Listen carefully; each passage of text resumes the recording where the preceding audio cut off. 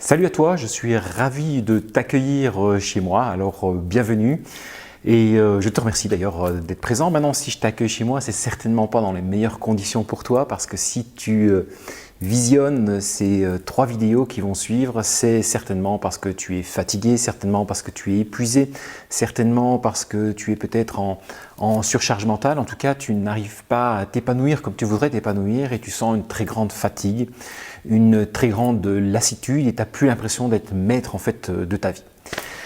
Donc, je suis ravi de t'accueillir ici, je suis ravi de partager avec toi sur ce sujet et je vais essayer de te donner quelques petites astuces, quelques petits trucs pour essayer de mieux comprendre ce qui t'arrive.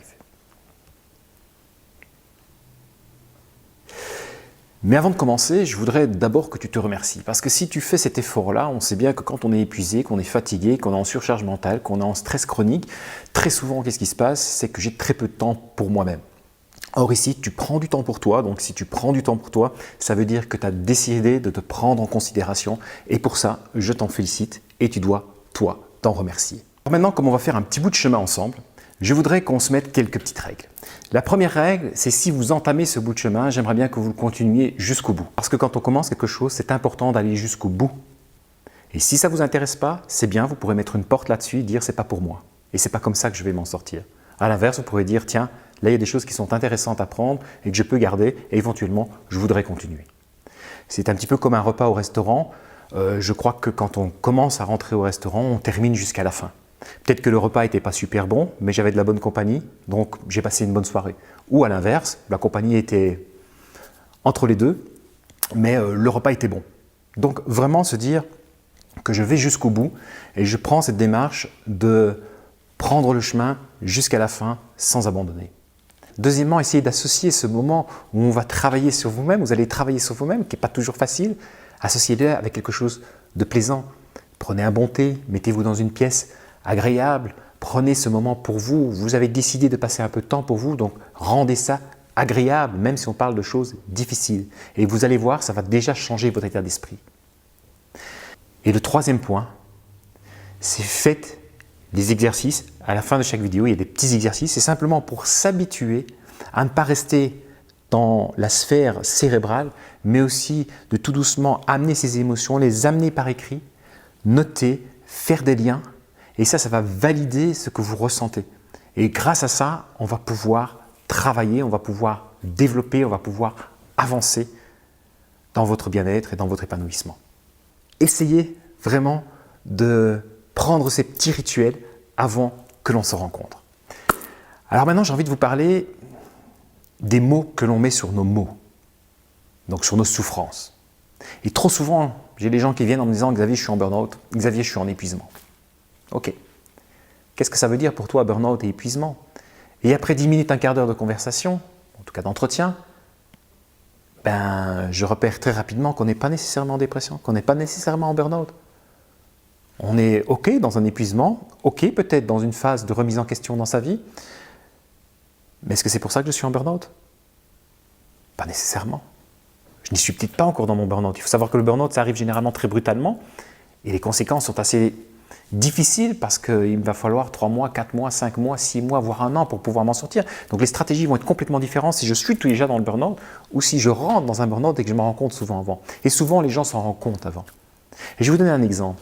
C'est quelqu'un qui avait déménagé, quelqu'un qui avait changé de boulot et qui vient et me dit « Xavier, là je crois que je suis en burn-out, j'en peux plus ».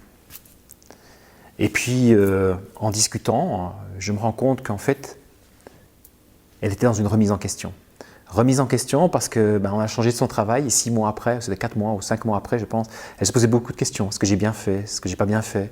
Et donc elle n'était pas bien, elle dormait pas bien, elle avait le sommeil perturbé. Et donc il y avait la fatigue qui s'accumulait un petit peu. Elle n'osait pas prendre congé parce que le week-end, elle reprenait les affaires à la maison pour être sûre qu'elle soit performante au travail le lendemain parce qu'elle avait peur de ne pas pouvoir assumer toutes les tâches, peur de ne pas être parfaite. Et donc elle me dit « je suis en burn-out ». Et en fait, quand je regarde, non, c'était tout simplement dans des doutes, dans une partie de remise en question. Et donc, on a travaillé là-dessus. On a travaillé pour s'en sortir. Et les stratégies étaient plus faciles que si on était déjà en burn-out. Mais surtout, on a changé directement son état d'esprit en disant « mais non, mais tu n'es pas en burn-out. Tu es là dans un moment de fatigue, dans un moment de remise en question. Et donc, je vais t'accompagner là-dedans. mais je ne vais pas te dire que tu es en burn-out. Alors des auto-évaluations, vous pouvez en faire, hein. Vous trouvez d'ailleurs des outils d'évaluation sur mon site internet, ça c'est faisable, mais il faut savoir quand même que lorsqu'on parle de burn-out, il faut un véritable diagnostic qui soit fait par des professionnels, ne l'oubliez jamais.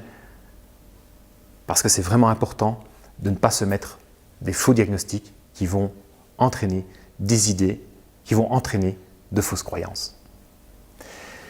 Une fois que ça c'est dit, maintenant attaquons le vif du sujet. Comment est-ce que je peux faire la différence? Comment est-ce que je peux faire la nuance? Et je crois qu'il y a une chose qui est très importante, c'est que souvent ça démarre par la fatigue. Hein. Souvent ça démarre par la fatigue et l'épuisement. Donc j'en peux plus. Souvent c'est cette question-là, j'en peux plus, j'arrive plus. C'est souvent ça, je suis au bout, j'ai plus de force. C'est comme ça que les gens y viennent.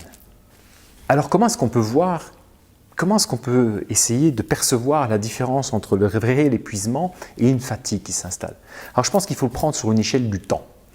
Vous allez regarder, vous allez observer ce qui s'est passé les jours qui précèdent, voir les semaines, voir les mois, les quelques mois qui précèdent, voir s'il y a eu vraiment une rupture et un changement dans votre rythme, une rupture et un changement dans vos rituels. Vous savez, ça peut être votre maman qui est malade, en plus vous allez avoir votre qui est hospitalisé, en plus vous allez avoir votre enfant qui va avoir la grippe, le deuxième aussi, puis c'est le troisième, et puis après c'est votre mari, puis c'est vous-même, et vous allez voir qu'il y a 5 semaines qui sont passées où tout le monde a toujours été un petit peu malade, et donc c'est compliqué. Et en plus de ça, c'était déjà limite au niveau du travail, donc là vous vous rendez compte que pouf, tout d'un coup il y a de trop. Mais on a des facteurs bien déterminés, bien identifiés. Et on sait qu'il y a eu à un moment donné une rupture dans votre organisation, une rupture dans votre fonctionnement qui fait qu'à un moment donné, vous êtes dans une fatigue énorme. Et là, c'est assez simple. Hein. Si vous prenez 4-5 jours de vacances ou une semaine de congé, vous allez voir que généralement, même si pendant les 2 premiers jours, vous allez avoir besoin de récupérer, besoin de vous reposer parce que vous êtes crevé, après vous allez commencer tout doucement à avoir envie de faire autre chose. Et vous allez être pendant vos vacances, vous allez profiter de ce que vous ne faites pas d'habitude et vous allez faire des activités sportives, vous allez faire des activités culturelles, mais vous avez cette envie-là et vous avez de nouveau retrouvé la force de vous faire du plaisir. En revanche, si j'ai du mal à identifier tout ce qui s'est passé les semaines avant, qu'il n'y a pas eu vraiment de rupture de rythme, mais que j'ai l'impression que c'est des choses que j'ai accumulées depuis très longtemps, et que quand je pars en vacances, mes vacances ne servent qu'à me reposer, et que quand je retourne après mes vacances au boulot, après une semaine, je suis déjà de nouveau lessivé, vous pouvez avoir de forts soupçons que vous êtes dans un épuisement et que vous êtes peut-être dans un burn-out. Donc ici, c'est la première chose que j'avais envie de vous dire. Faites attention à l'autodiagnostic. Évaluez, est-ce que vous êtes dans un état de fatigue bien déterminé ou est-ce que c'est quelque chose qui se traîne depuis très longtemps et puis qui vous entraîne ce burn-out, qui vous entraîne cette dépression. Alors en cliquant sur le lien, vous allez avoir un document PDF. Ce document PDF vous donne une échelle d'évaluation de votre état de fatigue. Et je trouve que ce serait vraiment intéressant de faire ça sur une semaine. Donc pendant une semaine, régulièrement, vous mesurez votre état de fatigue et vous regardez où vous en êtes. Et puis vous pouvez faire la corrélation avec votre semaine. Qu'est-ce qui se passe? Et vous allez peut-être voir qu'il y a certains jours où vous allez être beaucoup plus épuisé que d'autres parce que, je ne sais pas, moi c'est la journée où je fais du sport, où je dois conduire mes enfants au piano ou je ne sais pas, je ne sais où, à leurs activités. Mais en tout cas, vous voyez qu'à un moment donné, c'est toujours les mêmes jours qui reviennent où je suis encore plus fatigué que les autres jours. Ou à l'inverse, vous allez voir que c'est continuel et c'est quotidiennement que vous êtes fatigué. Le deuxième fichier PDF, vous allez en fait essayer de reprendre un peu votre état de fatigue et d'essayer de l'associer dans les différentes sphères de votre vie. Et quand je parle des différentes sphères de votre vie, on va parler de la sphère individuelle. Alors la sphère individuelle, c'est quoi? La sphère individuelle, c'est en fait vous-même. C'est-à-dire, je suis hyper perfectionniste et parfois je fais plus à mon travail que ce qu'on me demande et que ce que mon employeur me demande. Je suis un grand idéaliste et donc je fais de nouveau, comme j'ai des grandes idées et je veux aller dans l'idéal, je veux aller vers la perfection et malheureusement la perfection n'existe pas, mais quand je veux aller vers cette perfection-là, chaque fois je m'épuise. Donc ça, c'est son fonctionnement individuel, c'est son fonctionnement intrinsèque. Deuxième chose, ça va être bien évidemment la sphère professionnelle. C'est au niveau du travail. Comment ça se passe? Suis-je en surmenage? Est-ce que je suis extrêmement nerveux au travail? Enfin, vraiment, toutes ces charges professionnelles et voir que se passe-t-il au niveau de ce travail? Est-ce que c'est là que je dépense plus d'énergie que je ne peux en récupérer, que je ne peux me ressourcer? Troisième point, ça va être la sphère familiale. Donc la sphère familiale, c'est simple, hein, c'est l'organisation de la famille, que ce soit la famille proche ou la famille lointaine, c'est l'impact que ça a sur vous. Et puis alors la quatrième sphère, ça va être la sphère sociétale. Alors vous allez me dire, ouais, mais qu'est-ce que ça vient foutre la sphère sociétale ici? Ben si, on est dans une société d'hyperconnectivité, donc où la ligne rouge entre travail et vie professionnelle et vie privée est souvent très très limite, et où je suis tout le temps dans l'hyperconnectivité. Et donc vous savez, l'hyperconnectivité, passer d'une chose à une autre continuellement, entraîne un grand épuisement, entraîne un grand stress, et donc favorise l'épuisement, favorise le burn-out. Vous allez au travers de ces différentes sphères essayer d'identifier des éléments qui effectivement vous épuisent, des éléments qui sont extrêmement énergivores. Voilà, on arrive au terme de cette première rencontre. Donc pour rappel, fais attention à l'autodiagnostic qui va te donner des fausses croyances par rapport à un diagnostic. Donc même si tu n'es pas en burn-out, je peux garantir que tu vas le créer ton burn-out. Deuxièmement, il faut vraiment faire la différence entre une fatigue où on sait déterminer les éléments déclencheurs qui sont dans un événement assez proche, dans une distance assez proche, et l'épuisement où bien souvent ça remonte à beaucoup plus loin et les conséquences sont plus importantes.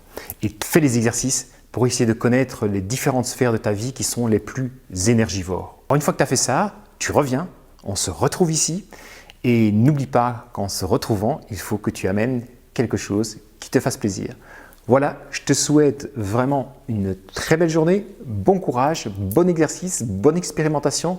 Accepte la petite souffrance peut-être qui va être associée à cette expérimentation. Et on se retrouve très vite. Ciao, ciao.